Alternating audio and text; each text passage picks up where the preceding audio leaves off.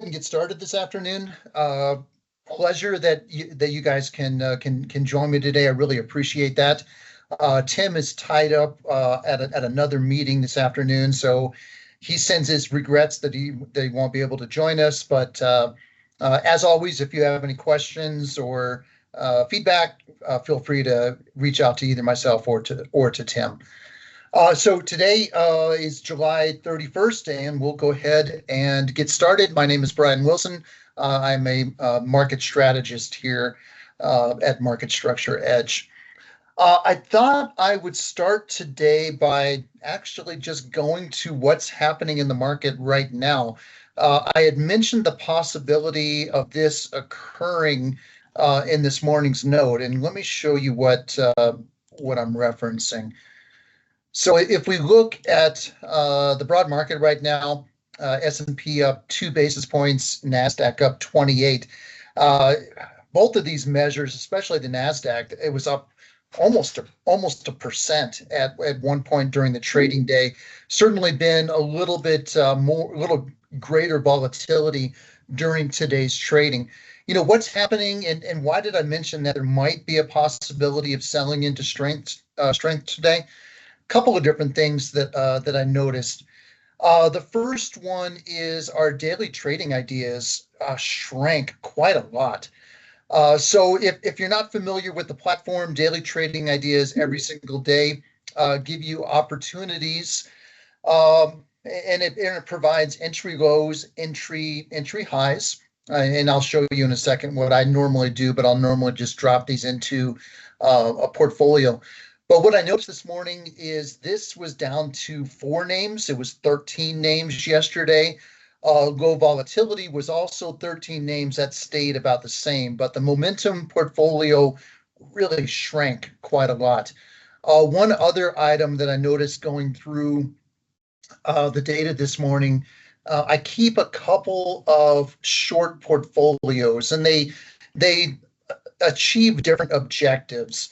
But this particular short portfolio, I call it my Barry short portfolio, named after one of our long-time clients. We really appreciate you, Barry. But this roughly doubled in the course of one trading day.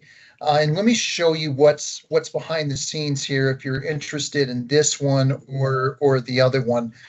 What this short portfolio is doing, it's capturing names that have had really hot sentiment, and then it's starting to fade a little bit. So here's the key component: market structure sentiment less than or equal to 9, and short volume is starting to increase. Once again, the number of names in that portfolio roughly doubled in one trading day, giving me a hint that maybe on the top end of sentiment that market participants were starting to short into that just a little bit. While we're on the topic, let me show you the other short portfolio that I track. And these two portfolios, I don't do it for necessarily shorting individual names. For me, it's just a way to kind of track what's happening in the market. And like this morning, when I see a sudden increase or decrease in these names, it just gives me an idea, perhaps a little bit of a heat check in terms of what's happening in the market. This is my other short portfolio. It's capturing things on the other end of the spectrum. So this one is capturing market structure sentiment less than 4. So in other words, names have been coming under a lot of pressure, and they're continuing to come under a lot of pressure with those higher short volume metrics. So that was part of what I was looking at this morning when I mentioned the fact that, hey, we could see some selling into strength, at least so far today. That's the way that it's played out. Feel free, by the way, to send any questions into the chat line. I'll stop the interaction every 5 minutes or so just to see if any questions have been coming through. I did want to take a peek at a couple of the recent earnings plays. Obviously, Microsoft today, a lot of upside in Microsoft. You know, what was the setup ahead of time? It was pretty strong. Look at sentiment, which had been running neutral coming into the earnings print. Look at that recent short covering. We mentioned that in yesterday's note that was a pretty strong setup. I personally don't play ahead of earnings just because there's too much unknowns. But what we saw here is shorts were clearly getting covered ahead of Microsoft's earnings reporting date. Let's take a look at Apple reporting after the bell today. What's the setup for Apple? Well, it's good, but we would say that it's probably not as strong as Microsoft's. Once again, neutral sentiment, nothing wrong with that. Certainly better than sentiment being down at 1 or 2 or whatever it might be. Decent short covering, but basically trading sideways there over the course of the last couple of weeks. What would I expect with this type of setup? Maybe sideways trading.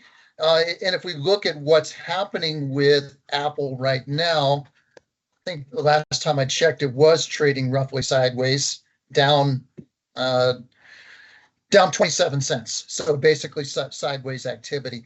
The last one, let's go and take a peek at Amazon. And we can get these hints beforehand how market participants are set up. They're not always set up perfectly, but it does provide us some pretty good hints. So if we look at Amazon, that's strong. We mentioned it in this morning's meeting. Look at sentiment rising. Look at short volumes moving lower. With that type of setup, probably expect some upside in Amazon.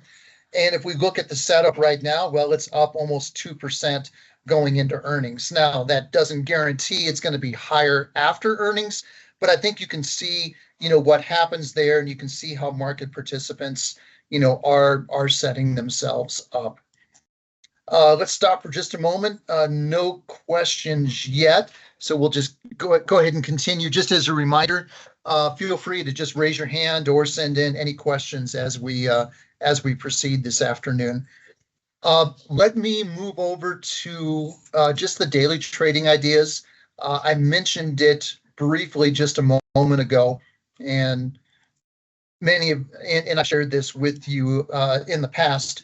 But this is what I'll do just on a daily basis. I'll drop the momentum portfolio right into here. I'll drop low volatility, down below, and it just becomes a watch page for me during the course of the day.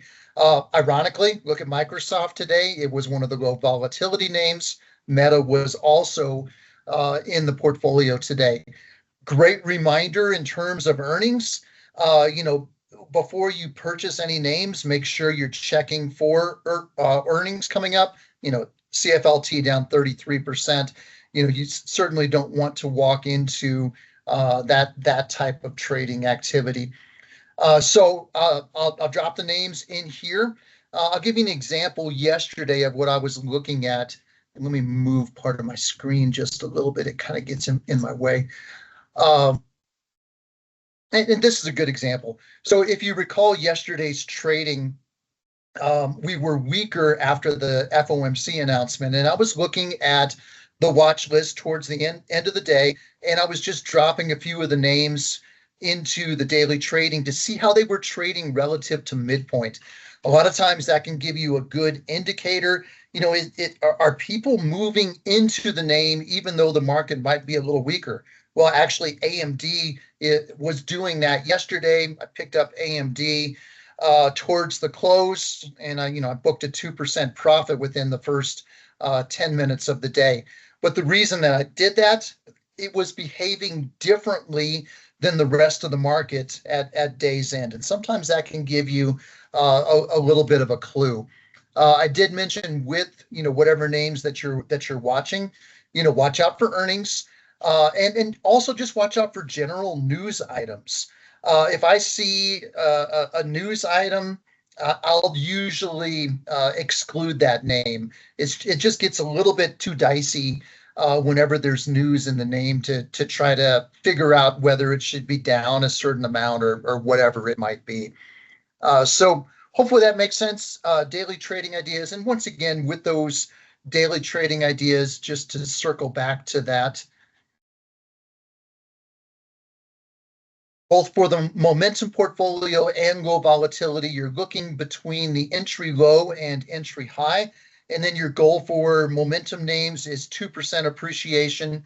And if it's for low volatility names, it would be 1% appreciation. Let me circle back for just a moment, see if we picked up any questions. Brad has a question. Does the short interest on Apple include hedged trades using options? Yes, Brad, that's going to include everything having to do with short volume. So it will incorporate all the activity coming into earnings itself. Jorge has a terrific question. How can I differentiate between natural supply from real investors and artificial supply created by market makers or short sellers, especially when supply is rising, but the stock continues to rally? Jorge, it's a great question. It is a little bit difficult to think through or talk through, but I was actually going to share an example going the other direction, and we'll talk through what you're asking there in the process. So let me go ahead and share my screen for another moment. This is the opposite side of that question. I was looking at this stock yesterday, Gartner, and I just wanted to share with you, and I'll back this look up just a little bit. So sometimes if you're pulling up an individual name, and you can see that Gartner, unfortunately, has just been coming under pressure here for quite a while. And let me make this a 3-month look. I think you can see it a little bit easier. This is fine. So let's just start here in May. And what you can see over time is short volume just continues to move lower. Short volume was 60% at that stretch. And when Gartner started to come under pressure, they were up almost up to 450, short volume 57%. You can see short volume is just moving down next to nothing. Meanwhile, share price coming under a lot of pressure. How can we think about that? What's happening in this particular example? Well, short volume itself, think of it as borrowed shares. So for every 100 shares that's coming into the market to buy, short volume is going to be a representation of how much of that is borrowed at any given point in time. The market average is about 50%, just for perspective. So it's very normal for short volume to be at higher levels. It's just part of market dynamics. We've almost created a little bit of a credit card environment as it pertains to borrowing. So it's very normal for there to be borrowing as part of daily trading. But what happens when short volume is just absolutely shrinking and the stock is coming under pressure?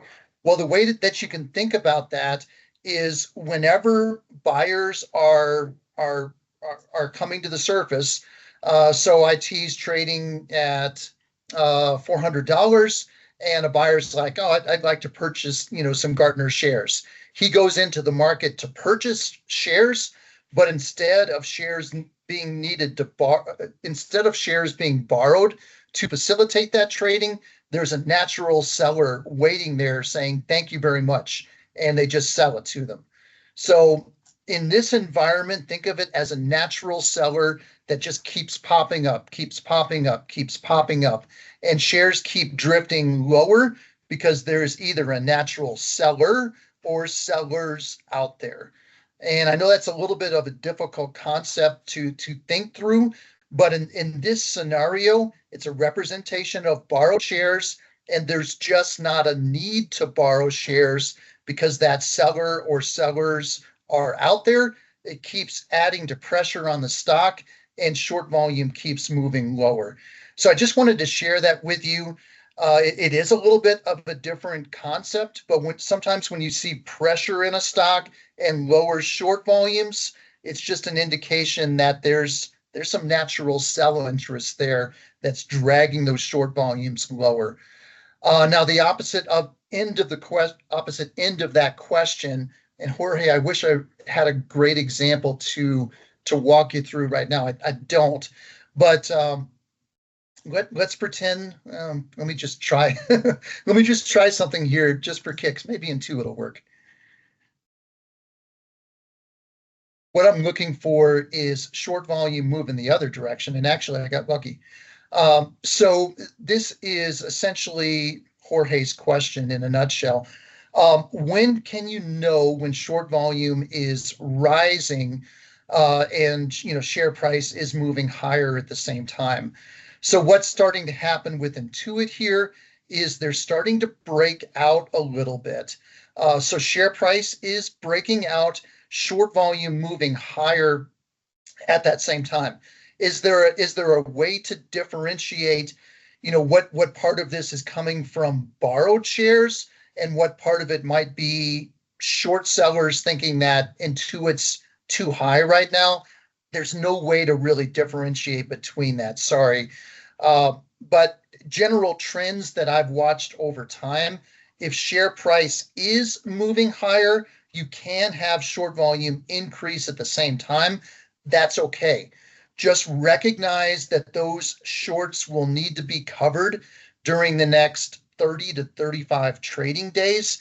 So you're going to have a headwind at some point that's going to press on Intuit's share price.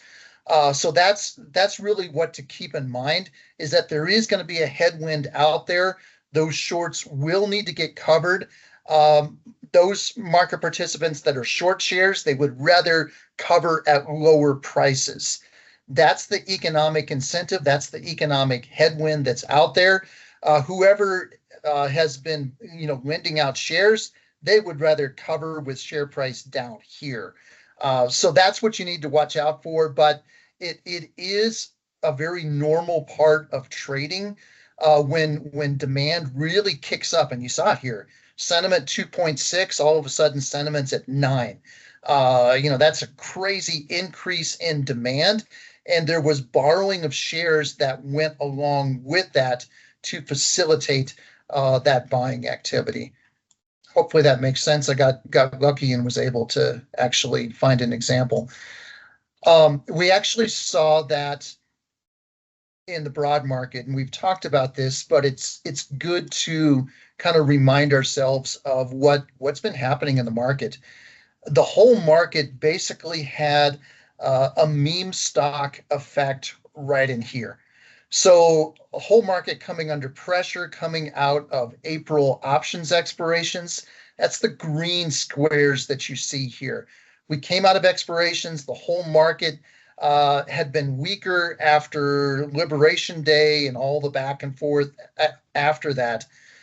Big tech especially was severely oversold at this point in time, and everyone just came pouring into big tech, especially in the market by extension.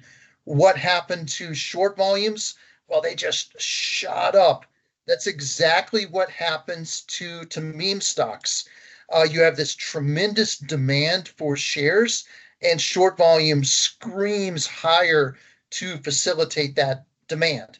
Now, they need to be covered at some point, and we can see that short covering process has been playing out, in the market here over the last month and a half or so. But you do have meme stocks in meme stocks in the market, and this was basically the whole market acting like a meme stock. A couple of days ago, I mentioned passive investment trends. And let me show you what I was discussing. And these are not reports that you have access to, but as it's pertinent, we'll share details from these reports. This is the SPY, and when I was looking at this particular report, what stood out to me was all the green. This particular look is what we call a patterns look. It gives you a big picture feel for what's happening in the market. If you're above the zero axis, that reflects greater influence from that behavior or behaviors. You go up and look at what's happening to the prices, and you can see prices were moving higher for the SPY. Passive investment heavily involved in that. In fact, a week ago, back on 7/23, that number on the passive investment side was north of 28%. Why do I mention that specific number? Well, look at the norms. I usually use 50-day for kind of a normative period. 21, 22%. That number a week ago was 28%. You can see right now it's faded a lot during the last week. It's still above normal. It explains a lot of what's going on in the market. What have we seen recently? Well, a little bit of a rolling over. What's part of the reason for that? Not as much influence from passive money. We had a huge surge in passive money. Part of that goes away, and the market then reacts. It's just, it's supply and demand, working out in the marketplace itself. Let's check real quick, see if we have any other questions. Lulu, yeah, happy to look at that, Brad. So Brad's asking if we can take a look at the chart on Lulu right now. And let me go to the right place.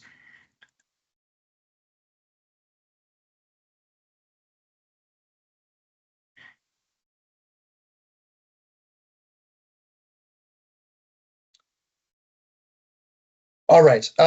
First glance in terms of what we're seeing with Lulu trading.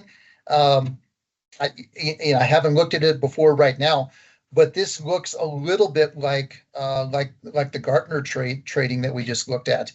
And sometimes what I'll do is I'll back this look up just a little bit to get a flavor for how it normally trades. So we can see it hitting tens here in April. We can't see you. Oh, sorry. Thank you. I appreciate that.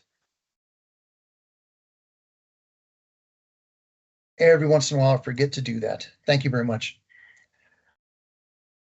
So with Lulu trading, and I backed it up to a 6-month chart, we can see back in April that it was, routinely hitting tens. What was happening to share price? Well, share price was moving higher. We look at what's happening recently. Beginning of July, just very briefly hitting 10, and then falling pretty rapidly. This is actually fairly similar to the Gartner one that I was just sharing with you. What do we see right now? Well, we see weaker sentiment, and we see short volume decreasing over time. To me, that probably hints that you have some natural sellers out there, and it's part of the reason why that short volume keeps moving lower at the same time that share price continues to move lower. Brad, if you're wondering whether it's a good entry point, I would say probably not right now. And let's back it up for a second. I'll go back to Gartner and then come back to Lulu. I just want to show the shorter term look.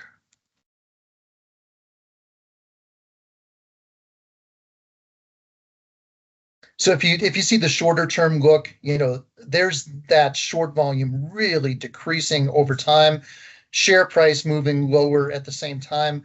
To me, it hints that there's a natural seller out there. That's why that short volume keeps decreasing. And the sentiment trend is moving lower, not higher. Sentiment gave us a look that, hey, maybe maybe we have a chance at recovery here. It lasted about 2 trading days and then immediately went lower again. So for me, that's not one that I would touch at this particular time. Update for you in terms of product we call Edge Focus. So Tim had mentioned this recently. It's doing extremely well. I think there's over 30 of you that are receiving these portfolio parameters on a given day. So what you're looking at here, S&P 500 in orange, yep, SPY, excuse me. And then the fund performance so far this year. So fund right now, that's through I think the 28th, almost 29.5%, relative to the SPY at about 8.5%. Let me show you what the criteria is for this. Here's what the fund is looking at. It's looking at demand greater than or equal to 8. The trend is up dollars per day of at least 100 million. Short volume less than 50% with a 5-day trend down and price of at least $20. The exit criteria is falling demand or rising supply in the 5-day trend. And what then happens on a daily basis is this quantitative model will then pick out funds to either buy or sell based on the criteria that you saw there. The fund for today that it recommended exiting was PDD, adding Google into the mix, and then the 5 names in the portfolio would be right here. If you are interested in getting these emails, please email either myself or Tim. You do have to be a user of Edge, though. You have to be a subscriber. So that's the one criteria with that. Any other questions from anyone in terms of what we've been going through right now, or just any questions in general?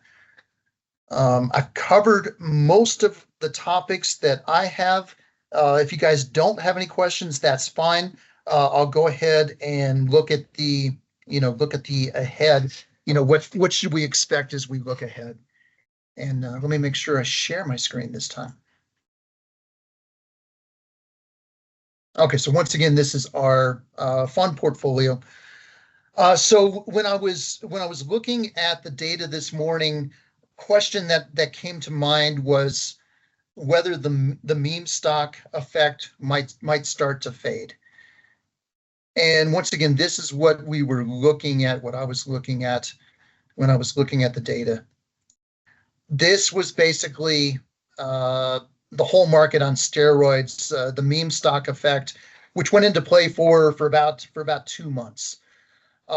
Huge movement above the red line, huge short volumes or huge use of borrowed shares to facilitate all that trading. Let me show you what this looked like going back to 2020. And let me enlarge that. So this was the movement above the red line. And when you see the red line, think of it as stretched or overbought conditions. This was the use of borrowed shares back in 2020. When shorts actually started to revert back to the mean, we basically had a period where market returns kind of fizzled out for a period of time. Now they recovered, later in the year, but you went from August really all the way to October or November where the market didn't do much of anything. Do we have something similar possibly developing right now? I don't know, but it's certainly, a consideration. If you look at where we're at, in this particular cycle, there was the movement above the red line. There was that huge use of borrowed shares. There's the short covering that's just starting to play out in the market. So I was thinking about those parameters this morning when that thought process, came to me. I don't know if I'm right or not, but it's just maybe something to tuck away and think about. One other item here in terms of recent trading, we had some pretty significant short covering in June and July that really aided this rally. So shorts got covered. We went from 55% in short volume, which was exceedingly high, moved all the way down to 50% at its lows. Well, we can see this cycle right now is playing out a little differently. We start to move higher, and shorts look like they're going to start to move higher again from these levels. Now it's just a couple of days, and we, you got to be careful not to make a trend out of a couple of days. But this short covering right now looks very different than this short covering. So that's part of something else that I was also watching. Movement above the red line, for those that have attended these in the past, you know that when we get above the red line, think of it as stretched or overbought conditions for the market. Red line to red line, on average, is about 9 trading days. This is data going back to the beginning of 2020. So we're normally about 2 weeks above the red line. Market returns during that time, basically what we saw right here. Market returns are about 50 basis points. So we see this movement above the red line, this movement above the red line, this one here. All of these are very, very normal. That's what we normally see when the market gets stretched or overbought. Even this one was exactly the same. Of course, this was Liberation Day, so a little bit different. The market actually, obviously went lower. This was the extreme outlier. We've only seen one other time where the market had these types of returns above the red line. That was back in 2020. And we've only seen one other time in our data set when we were above the red line this long. I'd have to go and look at that date, but there was only one other time during the last 5 years. So extreme outlier. We've started to return to more normal conditions. And if we look at that broad sentiment view, what are we doing? Well, we're getting close to the red line. We probably get there in the next day or two. Once again, we don't tend to see the market implode at these levels. Every once in a while, yes, it will. This came off of obviously news in the market that contributed to this. Normal conditions are more like June, more like July, where the whole market just flattens out for a period of time. By the way, when we look back at average returns, so let's say we were looking at this trading in the beginning of February. We move back through the red line. What's the average returns 2 weeks later? About 50 basis points. So markets flatten out when they're stretched or overbought, and that flattening out process usually continues then for another couple of weeks. February trading is a great example of what that normally looks like. You've heard me talk about low volatility, and what are we looking at when we look at that data? And I'll take you back to our SPY report. And part of what I'm looking at is market participants, I call it all getting on the same side of the boat. And you can see the 200-day norms for intraday volatility. That's movement from lows to highs during the course of a trading day. Here's the average, 1.2%. Here's the 5-day average now. As of yesterday, when I ran this report, it was 50 basis points. So everyone's on the same side of the boat. Volatility is just shrinking away. It's all well and good until there's some type of surprise in the market. When there is some type of surprise, the arbitrage mechanism breaks down, and then you get a full-fledged volatility event. I don't know, when that will materialize. I do expect that we'll have some type of surge in volatility, because this is just much, much lower than where it's normally at. I think the last item I want to point to, and I'll mention one other item first. And let me reduce this. Move my screen here for a second.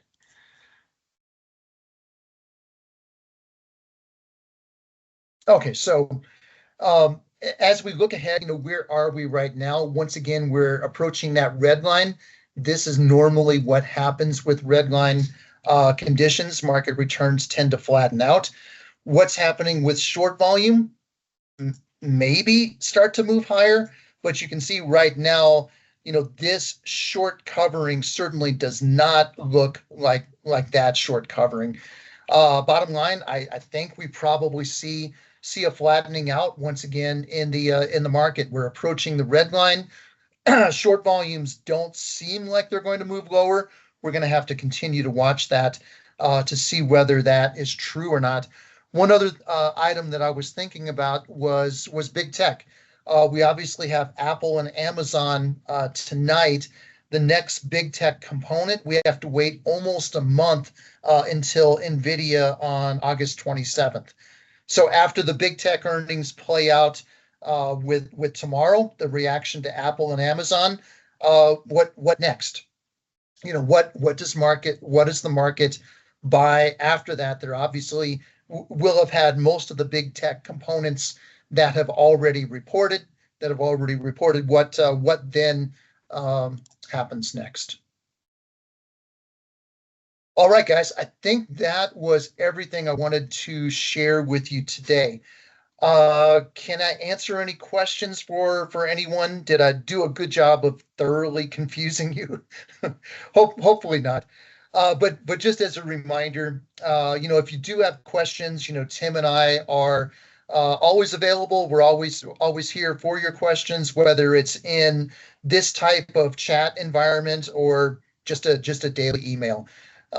So thank you very much for your time today. It's greatly appreciated. And we'll do this again next week. Have a fantastic rest of the day.